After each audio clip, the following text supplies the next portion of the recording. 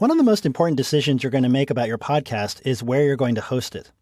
As I previously mentioned, the podcast files themselves, the MP3 files you export from GarageBand, need to live someplace online so they can be downloaded by your listeners.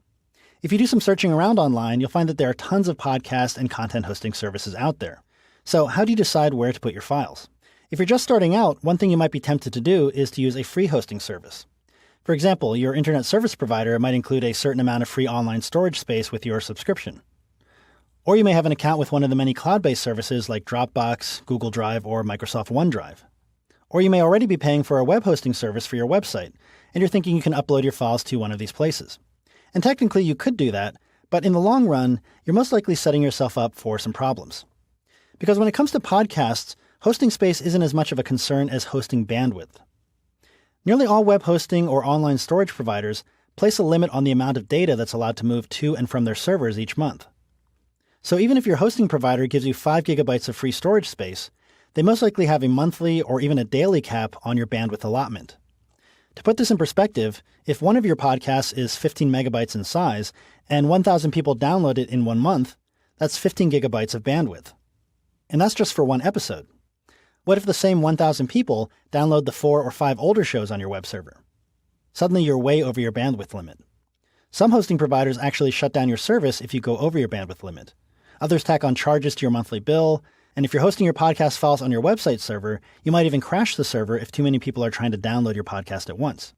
And when it comes to using cloud-based services, some of them, like Dropbox, explicitly state in their terms of service that they reserve the right to permanently ban files that put too much of a strain on their system or that exceed their bandwidth limitations. On top of that, if you're using a free hosting service, you're also most likely creating more work for yourself in that you'll probably have to manually create your own RSS feed.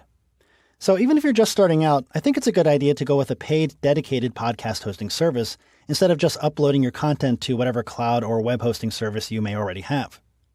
It'll cost you a little money, but these services specialize in hosting podcast content.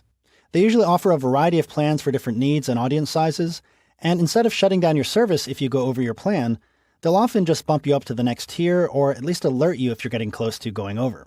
And most dedicated services automatically generate and update your RSS feed for you. For example, Blueberry.com is a hosting service that offers several different hosting packages, and they also offer unlimited bandwidth, so your podcast can be downloaded as many times as you have listeners without any extra charges to you.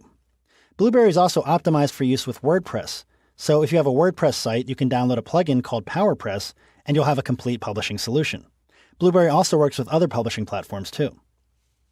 Another very popular podcast hosting service, and one that's been around for almost as long as podcasts have been around, is Libsyn.com. They also offer complete podcast hosting solutions, and that includes a simple blog that listeners can visit to find your podcast, and Libsyn also automatically generates your RSS feed. And that way you don't need to create one yourself, and you can just submit that RSS feed to iTunes and other podcast directories so your podcast can be discovered.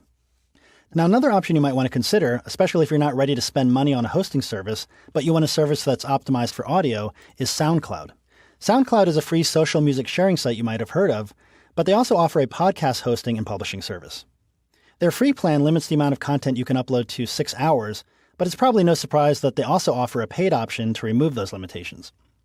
I'm going to walk you through the process of setting up a podcast in both Libsyn and SoundCloud in the following movies. But ultimately, you should do your own research into podcast hosting services to find the ones that will be best for you. Again, though, as you research hosting services, make sure to compare things like bandwidth limitations and be aware of how individual services handle overages.